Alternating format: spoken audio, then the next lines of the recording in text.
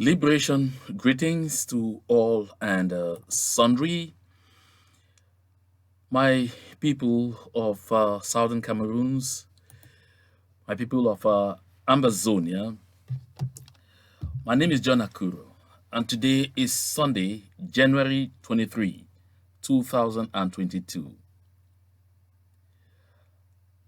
There is serious confusion in Yaounde, the capital city of La République du Cameroun.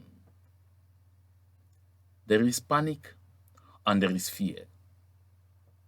This because of an incident that occurred last night about 2:30 getting to 3 a.m. in the neighborhood of Bastos in a nightclub where there were a lot of people having fun. Among them, top state functionaries, some members of the organizing committee of the Africa Cup of Nations, what they call COCAN, and of course, some top brass of the Cameroon military. The incident has left this far at least 30 fatalities. Although the government of Cameroon is talking of about 16, a lot of other very trusted sources talk of not just 30 but well over 30. A security operative who spoke to me this morning, just a while ago, on basis of anonymity because he was not authorized to talk to the press, says he has the feeling that the fatality level or the figures will get well to over 60.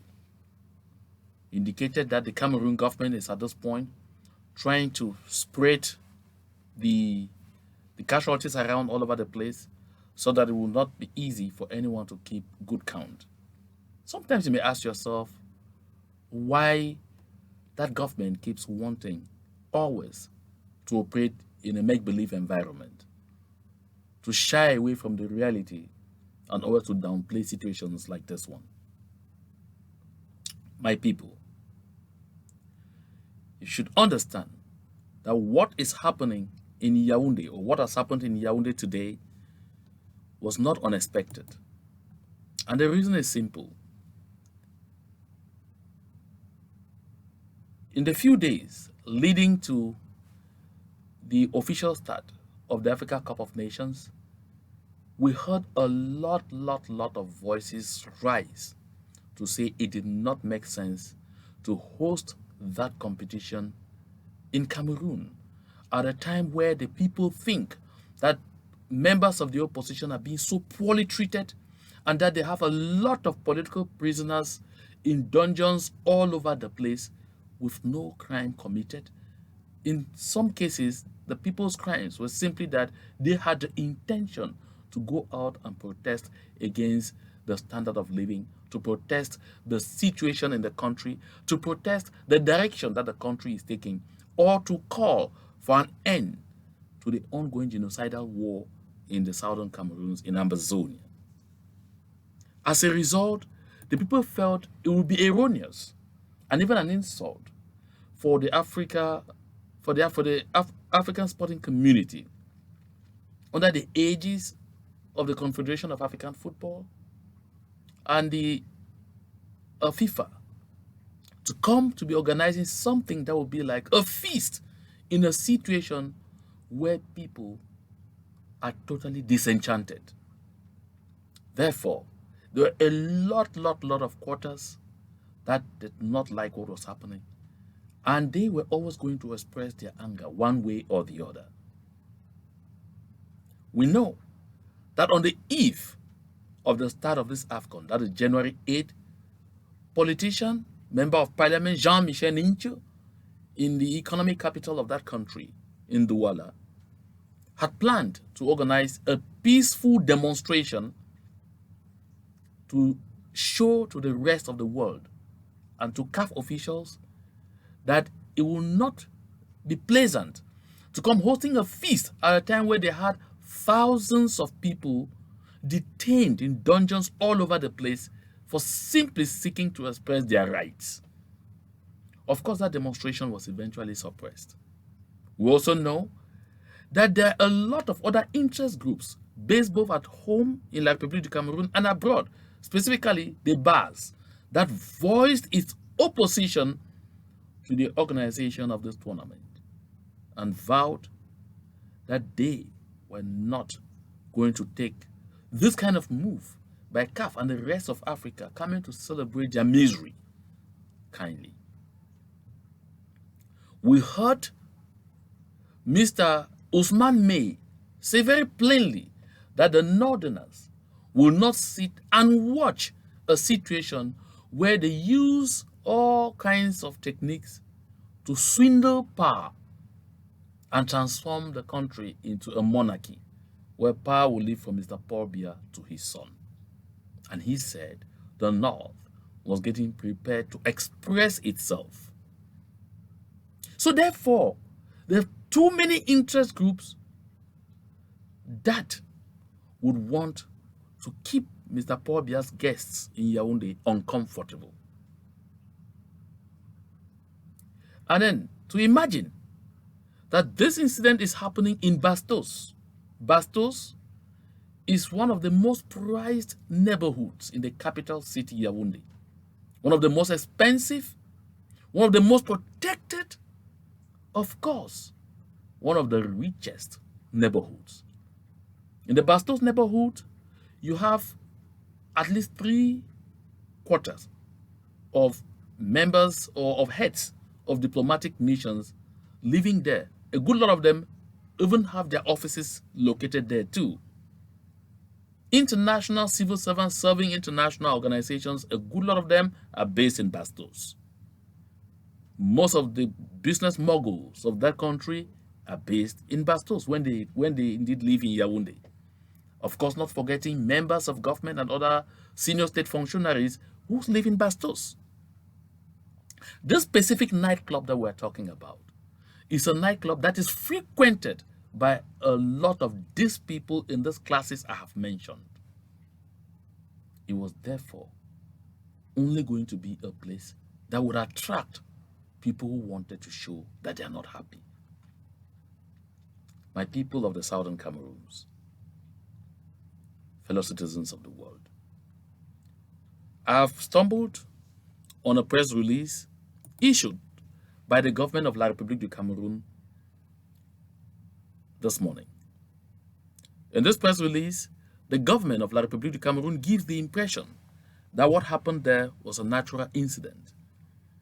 They claim in this press release that what happened was the authorities or the managers of the nightclub put in place fireworks, and it is those fireworks that created a spark, which indeed led to a short circuit, and which finally, started with some fire on the ceiling, and then led to 2 explosions.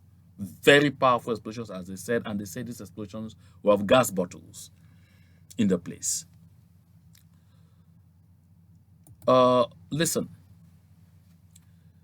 gas bottles. We're not talking here about a restaurant. We're talking about a nightclub.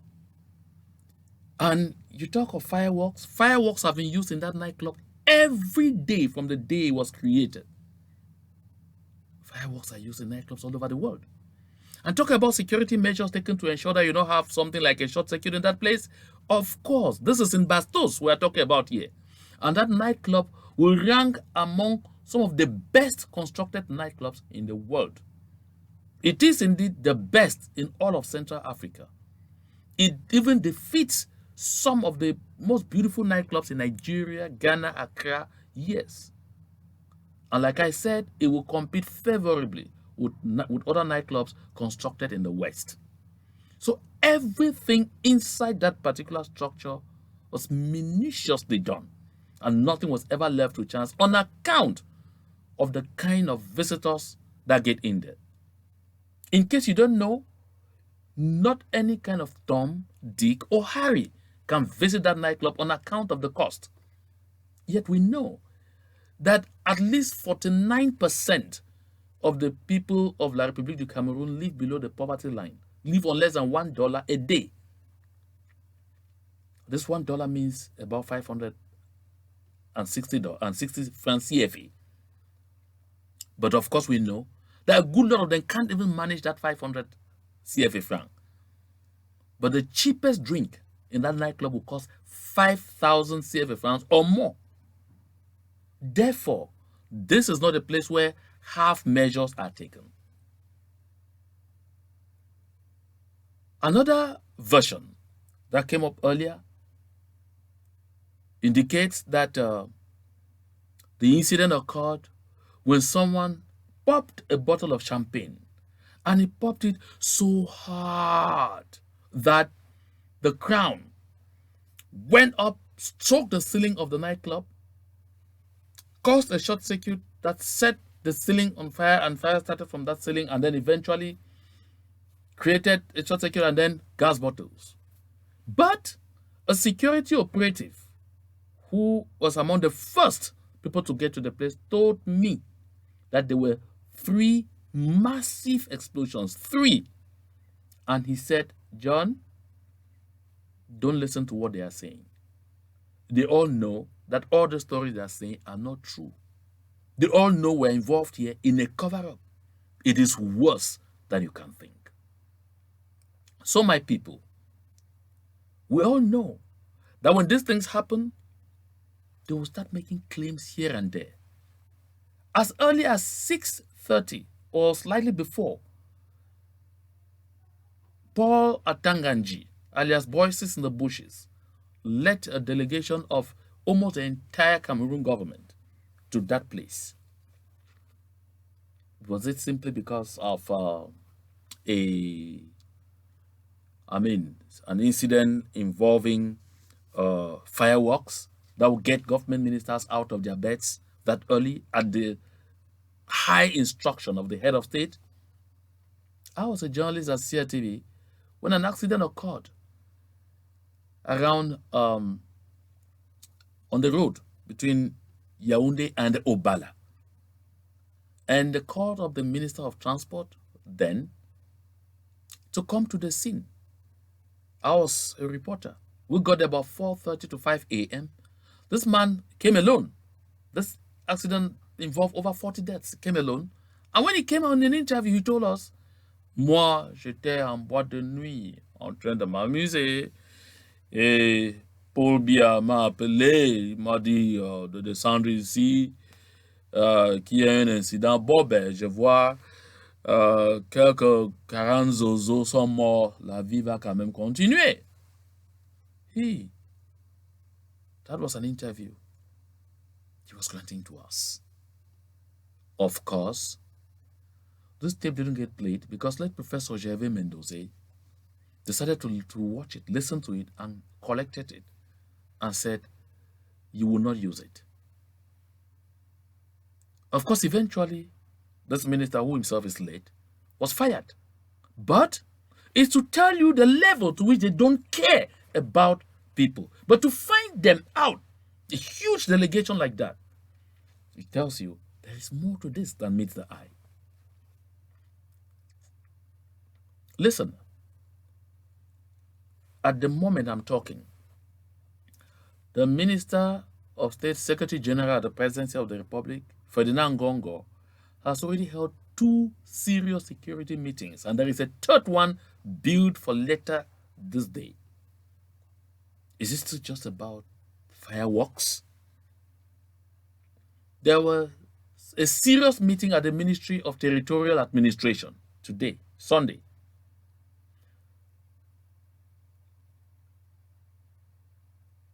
Joseph Betty Asomo has held 2 meetings already at the Ministry of Defense and is billed to be at the presidency later in the day for the final meeting that will be involving all of them and chaired by Ferdinand Gongo. Listen, in that incident, a colonel lost his life. And I'm told that 3 officials of Kokan, as of the organizing committee of the AFCON, also went the same way. This is sufficiently grave. And this is happening in Bastos. Bastos of all, a clear indication to La République du Cameroun that everything they claim as being in control, that they're extremely porous, very porous. All the cover-up they're trying to make is to try and see how to avert a situation where everybody's squeezes on the panic button. My people of the southern Cameroons, you ask me what is our beef in all of this? Our beef in all of this is I have listened to internal sources at La République du Cameroun that tell me that they are trying to point accusing fingers at us. This is very important. Why would they be pointing accusing fingers at us when the bars had made it clear they were disenchanted with what is happening? When Minister Ousmane May had made it clear they did not like what was happening. When Jean-Michel Nincho and Super had made it clear they were disenchanted.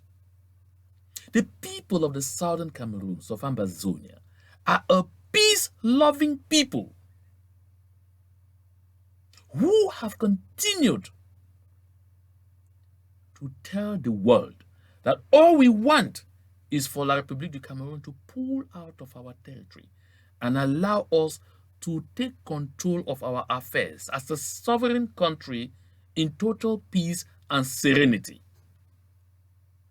From 2016 right up to this date, all what we, the people of the southern Cameroons, have done is simply defend ourselves against the incursions of the genocidaire from La République du Cameroun.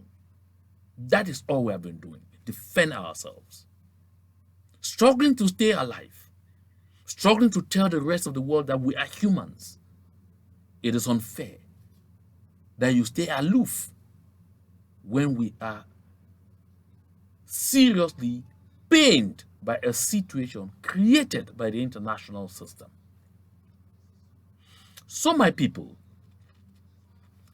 as Southern Cameroonians or Ambazonians in Douala or Yaounde, you have to be extremely careful. Because when this kind of thing happens, La République du Cameroun claims it's natural, then goes for scapegoats. From the talks I'm getting, and even what you go to their blogs and you see, they are beginning to call our names. So you are likely to find yourself a victim. Please, my people of the southern Cameroons in Yaounde, in Douala, check on each other regularly.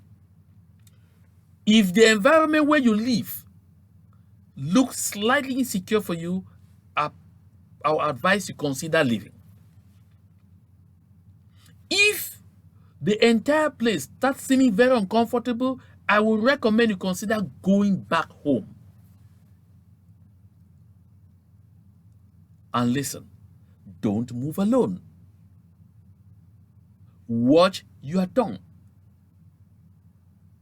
I'm not by this wanting to set anybody in panic. No. I am simply drawing our attention to the fact that we have to be careful. The ideal thing, my people of the southern Cameroons, would be for all of us, all southern Cameroonians who are in La République du Cameroun, to consider going back home. It is no longer really safe for us to be over there. We have seen what has happened to our brethren a lot of the time in that triangle. Let us be wise. And let us take measures when we still can. This is absolutely important. From the information I gather, La République du Cameroun is in total confusion. That is a system that doesn't believe in living in a real world. La République du Cameroun has continued to live in a make-believe system for several years. A lot of the people right now are worried because in as much as the international community says, La République du Cameroun says they find it difficult to have, to come to a negotiation table with us because they don't know who to talk to because we're very divided. We are not 1/10 as divided as the La République du Cameroun community. To stay in power for 40 years, Mr. Paul Biya lived on divide and rule. There is no single community in La République du Cameroun where the elite, I mean even just the elite, are united. I have combed the length and breadth of La République du Cameroun, and so I know what I'm talking about. Mr. Paul Biya has divided something right down into families because he always told himself, if I let these people to like one another, to work together, to have general cohesion among them, they will soon start discussing serious issues and come to the reality that for 40 years I've been selling them a mirage. That for 40 years I've been taking them backward rather than moving them forward. That for 40 years I installed the most ridiculous form of corruption, mismanagement, and misappropriation of public funds. For that reason, Mr. Paul Biya makes sure not even two brothers think the same. That has been the lot of the people of La République du Cameroun. And so today, the situation has reached breaking point, and everyone is mobilizing. This is why I have pointed out, my people of the southern Cameroons, that we must strive to work together because there is an opportunity coming. It may come sooner than we expected. We must be tightly knitted together to take advantage of the opportunity that comes. And that is why, by day and by night, we have to continue making the cost of occupation very unbearable until Mr. Paul Biya's thugs go back to their country to face their own situation that is waiting for them.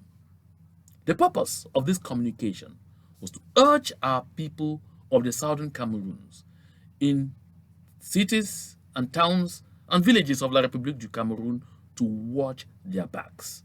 Watch your backs. Remain the same peaceful people we have been, but most especially be your brothers or your sisters' keeper. To God be the glory.